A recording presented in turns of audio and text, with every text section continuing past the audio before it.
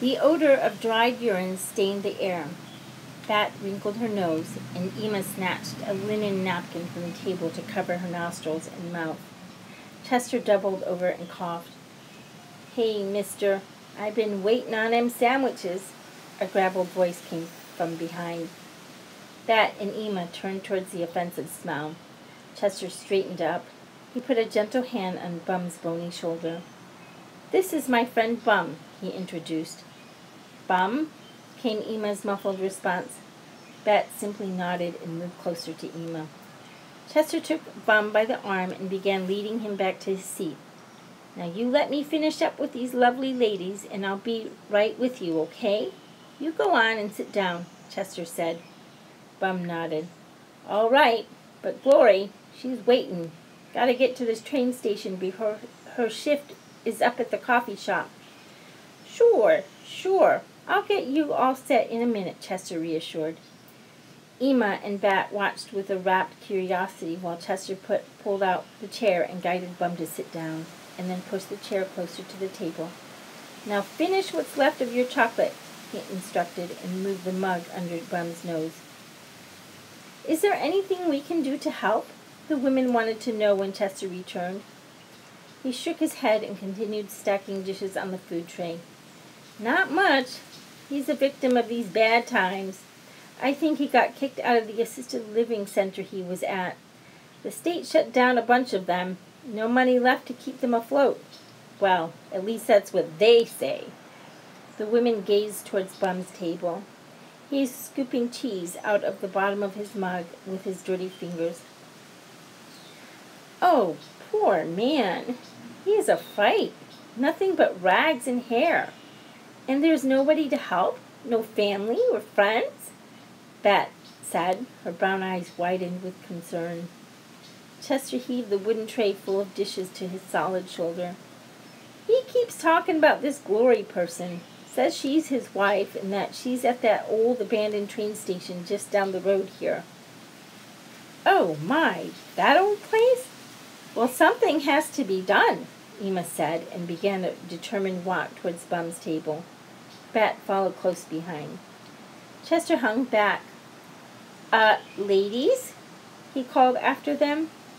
The two sat at Bum's table. Ema put the napkin over her nose again. Bat moved her chair out of the direct line of smell. "Hello," Ema greeted.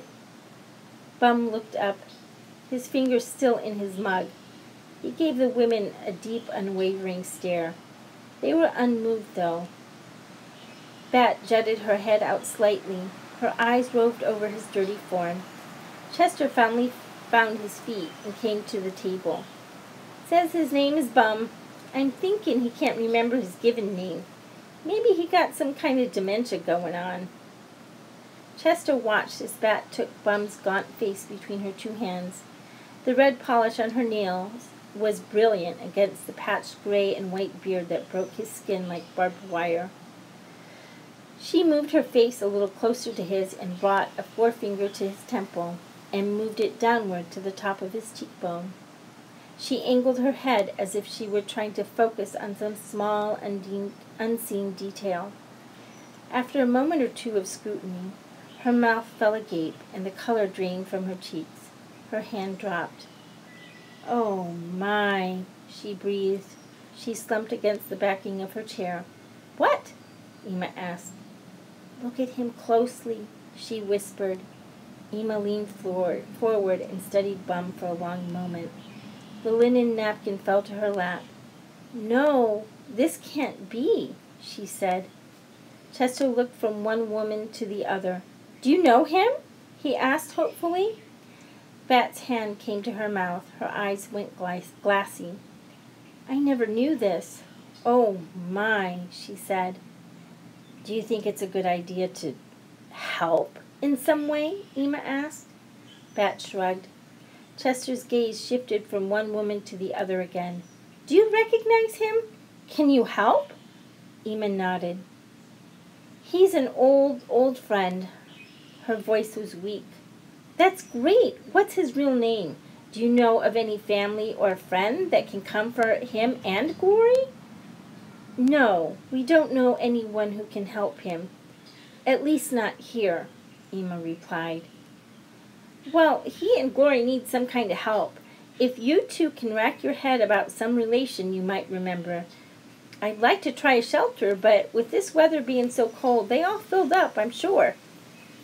I can't help him for much longer, Chester tried to keep the begging tone out of his voice. My Bat can help him, Emma said with pride. Bat dropped her hands. She bit her lip as she thought. I have an idea. Do you have a piece of paper?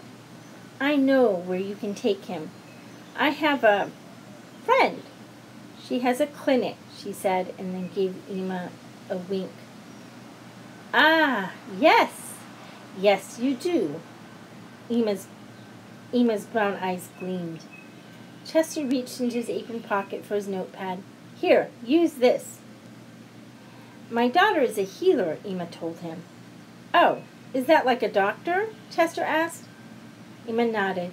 Well, yes, for this time. I mean, for you, that would mean a doctor. Well, that's good. He could use some good care, no matter if it's a doctor or a healer, Chester told her. You must be sure to take him and his friend to this address in Royal Oak. My friend's clinic should still be in there.